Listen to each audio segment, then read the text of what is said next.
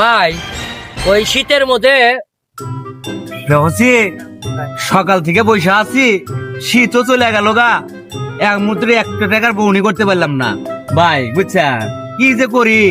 এই আজাদ, চিন্তা করস কি আমি তুই? শীত চলে গেছে না, কি হয়েছে কি? সামনে গরম আসতেছে, ঈদ আসতেছে, তখন এগুলো বাদ দেখ, নতুন গরম কাপড় তুললো।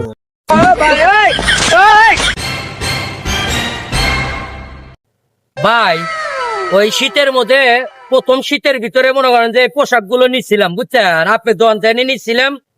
যে ঘটনা হলো কি যে এখন তো মনে করেন যে গরম পড়ে গেল গা, তাহলে শীত শেষের মধ্যে মানে শেষই শীত, তাহলে তো আর এর নামার দরকার নাই।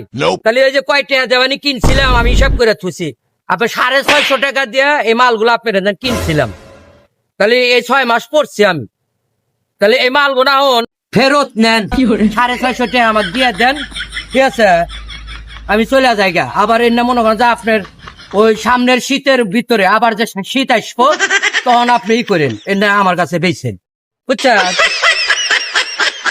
এই মেয়ে, এই শীত চলে গেছে, 6 মাস পরা পড়ছেন, আবার এখানে এসে ফেরত দিবেন নিগাইছেন। এই ব্যবসা কবে থেকে শিখছেন? এই চিটারি ব্যবসা জানেন থেকে আমি শীত শীত শেষের মধ্যে শীত শেষ হয়ে গেছে গা, কিনছিলাম, আপনি মাল ফেরত নেন। আপনি মাল ফেরত নিবেন না আর কিছু নাই না, নেন তাড়াতাড়ি টাকা দেন।